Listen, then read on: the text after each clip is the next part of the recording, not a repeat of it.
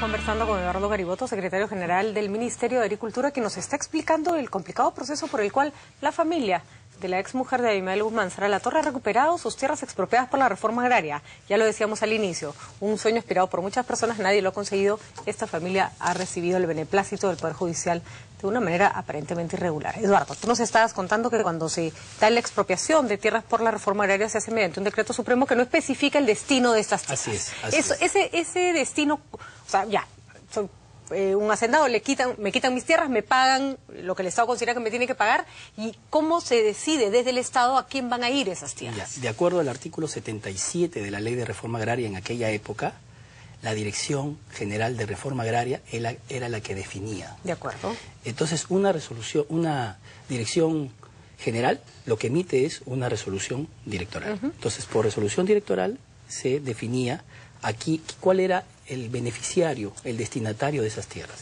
que podrían ser los campesinos o que podrían ser, por ejemplo, las cooperativas o las empresas estatales que tenían fines agrarios, ¿no es cierto?, y sociales. En este caso, lo que definió inicialmente la Dirección General de Reforma Agraria era ceder en uso las tierras a la creación de un centro de semillas de pasto que pertenecía en aquel entonces al Ministerio de Alimentación, que existía en esa época. Después se le cambia el destino a las tierras, se le cambia de beneficiarios y se saca una nueva resolución directoral ya en el año 90, en donde se le adjudica las tierras a algunos campesinos de la zona y finalmente en el año 94 se termina de adjudicar las tierras a los campesinos. En el año 95, recién se interpone la demanda. A nuestro entender, todo estaba perfectamente legal. Todo estaba perfectamente legal. Pero en la demanda argumentan que esos cambios de destinatarios, de beneficiarios, debió hacerse a través de un decreto supremo. Para que la teleaudiencia entienda, el decreto supremo lo emite el presidente. Debió emitirlo supuestamente el presidente de aquella época. Pero lo hicieron porque habían normas que tenían que ver con la urbanización de terrenos eriazos, que nada tiene que ver con el tema agrario, que decían que para una expropiación en ese sentido tenía que ser por decreto supremo. Entonces se colgaron de ese argumento, que era un argumento falaz, ¿no es cierto? Para decir, ¿no? Así es. Y eso no es todo. La sentencia casatoria de la Corte Suprema no solo amparó ese argumento, sino también dijo que tenía que proceder a la reversión a favor de la familia Latorre en base a la Ley General de Expropiación. Y la Ley General de Expropiación decía claramente, esta ley se aplica para todas las expropiaciones, menos para las expropiaciones que tienen que ver con minería y con reforma agraria. Acá vamos a separar varias cosas, Eduardo. Si es que es la familia de Sara Latorre lo que da, vamos a decirlo así, más cólera, pero si esto fuera legal, aunque fuera la familia de Abimael Guzmán, si le toca, le toca, y el Estado debería poder actuar de acuerdo a ley. En estos casos se están agarrando aparentemente de una leguleyada para que estas tierras regresen a sus propietarios originales. ¿Cuántas tierras de la reforma agraria, o este es el único caso en que se asignó el destinatario vía una resolución directorial, o todas las personas o todos los grupos que tienen tierras asignadas por el Estado por reforma agraria lo recibieron de la misma manera? El dato que te puedo dar es que después salió una sentencia del Tribunal Constitucional que determinaba, ¿no es cierto?, de que esto no procedía. O sea, lo que normalmente se está haciendo es indemnizar y pagar a aquellas personas que no pudieron cobrar sus bonos de la reforma agraria. Incluso ya hay una comisión que se está manejando en el MEF para tratar de manejar todas las deudas que se tienen que ver con sentencias ejecutoriadas firmes sobre los pagos de la deuda agraria, que es un tema muy diferente, porque acá lo que se ha hecho es revertir la propiedad, entendemos nosotros, de manera indebida, que de alguna forma también linda con el delito de prevaricato. Ahora, la Corte Suprema lo que hace es revisar, ¿no es cierto?, por eso es una corte de casación, si es que lo hecho en instancias menores se ha hecho limpiamente, se ha hecho de acuerdo a ley, que no hay vicios procesales, no mide la calidad de la sentencia, no dice ni siquiera si la sentencia es buena o mala, sino si es que se ha actuado de acuerdo a ley, ¿no es cierto? La Corte Suprema aquí se pronuncia sobre el tema de fondo también, en su calidad de tercera instancia. Pero para que se interponga un recurso de casación, lo que se tiene que argumentar es que no se ha aplicado la ley que correspondió aplicarse, o en todo caso se aplicó indebidamente una ley, o que se afectó el debido proceso. ¿Qué es en este caso, irónicamente, la sentencia casatoria más bien aplica leyes que no se deben aplicar, ¿no? E incluso no aplica aquellas que se deben aplicar, que tienen que ver estrictamente con la reforma agraria. Entonces, eso es lo extraño, y además el artículo 418 del Código Penal dice claramente que el juez o fiscal que dicta resolución o dictamen manifiestamente contrario al texto expreso y claro de la ley.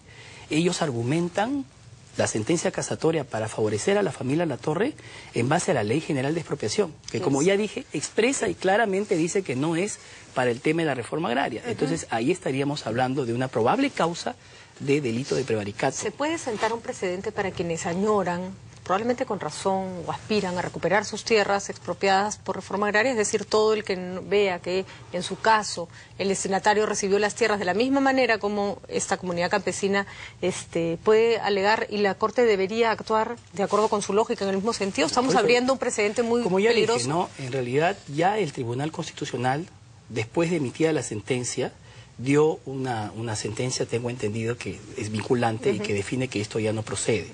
Pero en esa época no estaba esa sentencia, y quizás por eso, de alguna manera, Río Revuelto, Ganancia de Pescadores, podrían hacer este tipo de supuestas leguleyadas, ¿no es cierto? Ahora, nosotros hemos ido a Ayacucho.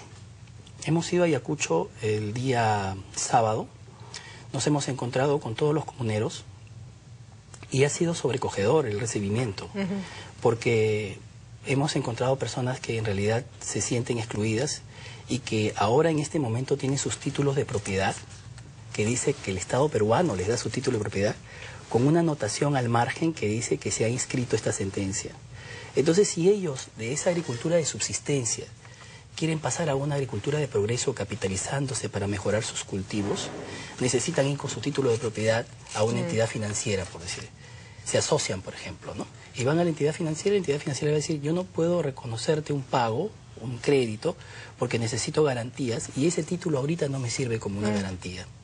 Entonces, eso es lo triste, porque ellos, con esta situación, están perdiendo esa oportunidad que el mismo Ministerio de Agricultura les quiere brindar. No, y además hay gente que ha peleado por esa tierra durante años, la ha trabajado, ¿no? Estamos hablando de gente que tiene su título de propiedad, de gente que tiene su familia, que está afincada ahí muchos años, que ha visto crecer a sus hijos en esa tierra bendita para ellos, y que finalmente ahora se sienten despojados, y de esa agricultura de subsistencia que nosotros queremos revertir en ellos para que sea una agricultura de progreso, porque estamos embarcados en el tema de la inclusión social, hoy por hoy se hace imposible por esta sentencia que, a nuestro entender, es prevaricadora. Entonces, ¿cuál es la medida que toma el Ministerio de Agricultura en este caso? El problema es que la sentencia fue emitida en el año 2005 y el procurador en aquel entonces tenía 60 días, de acuerdo a la ley 23.506 de amparo y otras garantías constitucionales en aquella época, para poder interponer una acción de amparo.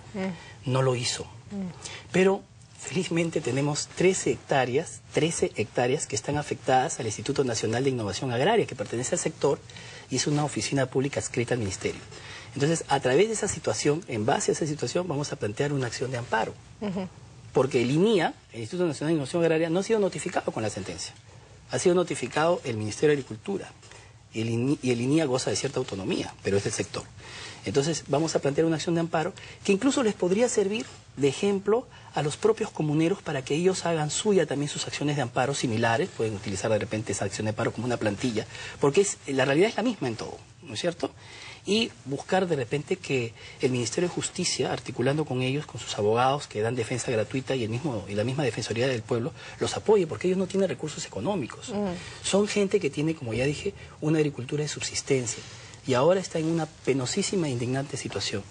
No, realmente, ojalá que esto se revierta, ojalá que esto... Sí, yo quería comentarte, el señor procurador del Ministerio de Agricultura, que es el que finalmente tiene la decisión con el pool de abogados de cumplir con su función propia, que es, si se detecta que ha habido algún delito, denunciarlo. Así es. Me ha llamado por teléfono hace media hora y me ha comentado que ya se tomó la decisión y que mañana, más tardar, se está presentando las acusaciones constitucionales contra los 4 vocales que fallaron, a su entender y a nuestro entender también, prevaricadoramente en contra de estos campesinos. ¿Qué son quiénes? No tengo acá los nombres, perdón, tengo acá la sentencia. 4 vocales van a ser acusados constitucionalmente por el procurador del Ministerio de Agricultura por haber tomado una decisión. El fallo ha sido muy ajustado, porque existieron 3 vocales que fallaron a favor del Estado. Uno de esos 3 vocales ha sido el doctor Cabala, que ha sido procurador contra el terrorismo en la época en que el terrorismo estaba en la cúspide. Entonces, hoy, de acuerdo al artículo 99 de la Constitución, vamos a presentar una acusación constitucional que va a ir al Congreso de la República, va a pasar a la subcomisión de acusaciones constitucionales que pertenece a la Comisión Permanente, se va a generar todo un proceso parlamentario y finalmente el Pleno va a decidir si se levanta o no la inmunidad a esos vocales para que proceda esto por el fuero ordinario, ¿no? Y más allá que decíamos que se había que separar las cosas y si a la familia de la señora Latorre le correspondía, pues Así es. le correspondía acá, sí es interesante hacer una aclaración o una observación que a mi criterio parece importante. El abogado de esta familia es el señor Crespo, el representante de Movadef.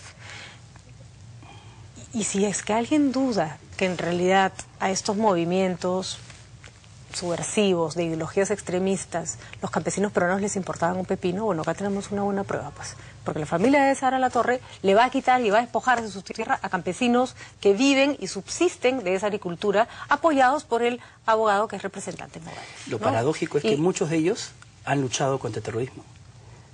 Muchos de ellos han luchado contra el terrorismo. Incluso ahí hay una congregación de madres que se han enfrentado al terrorismo y que también van a perder sus tierras porque estarían afectadas.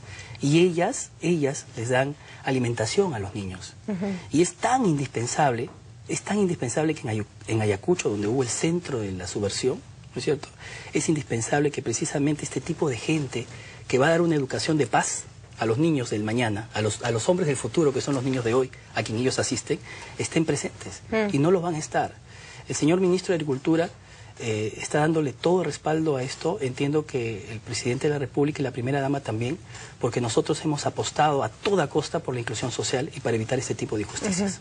Por supuesto que sí. Y que se salga la careta de quienes dicen pelear por los más pobres de este país. Las ideologías extremistas normalmente lo que están cargadas es de un absoluto egocentrismo y gente que se mire el ombligo, que lo que quiere es su propio beneficio. Así que quede claro con medidas como esta. Claro, yo quería aclarar simplemente que la acusación constitucional sería contra 4 vocales, no contra el Poder Judicial, que tuvieron 3 valientes vocales que fallaron como debió ser, y además la Oficina de Control de la Magistratura está pidiendo información para tomar cartas en el asunto, y también la Comisión Agraria del Congreso de la República, a quienes les vamos a informar para que toda la opinión pública y también todas las autoridades competentes que tengan que ver con este tema hagamos un puño y logremos la inclusión social y la justicia que tanto falta en nuestro país. Sobre todo en temas tan escandalosos como este, ¿no? Muchísimas gracias, Eduardo. Gracias por esta información. Y ya lo saben, entonces, este caso va a continuar hasta que se demuestre que el fallo no ha sido apropiado. Al volver...